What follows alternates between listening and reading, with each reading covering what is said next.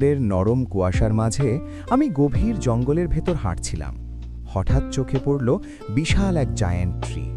কাছে গিয়ে দেখি গাছটা ভেতর থেকে পুরো ফাঁপা, একটা প্রাকৃতিক আশ্রয়ের মতো। মনে হলো এটাকেই আজ আমার গোপন সার্ভাইভাল শেল্টার বানাবো।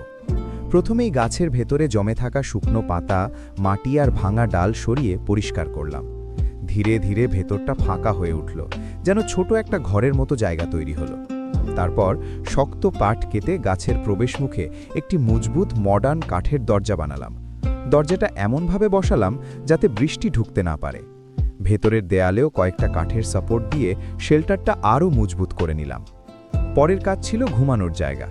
কিছু সোজা ডাল আর বাঁশ দিয়ে একটা ছোট উঁচু কাঠের বিছানা তৈরি করলাম, আর তার ওপর শুকনো ঘাস বিছিয়ে দিলাম, আরামদায়ক ও উষ্ণ। তারপর গাছের ভেতরের একপাশে পাথর দিয়ে ছোট একটা চুলা বানালাম। শুকনো কাঠ জড়ো করে আগুন ধরাতেই ভেতরটা নরম কমলা আলোয় ভরে গেল। একটা ছোট পাত্রে পানি আর চা পাতা দিয়ে আগুনের ওপর বসালাম। কিছুক্ষণ পর গরম ধোঁয়া ওঠা চা তৈরি হয়ে গেল। আমি দরজার পাশে বসে সেই গরম চা ধীরে ধীরে উপভোগ করলাম। চারপাশে নীরব বন। রাত নামলে দরজা বন্ধ করে দিলাম। আগুনের উষ্ণতা আর কাঠে বিছানার আরামে আমি সেই ফাঁপা গাছের ভেতরেই শুয়ে পড়লাম।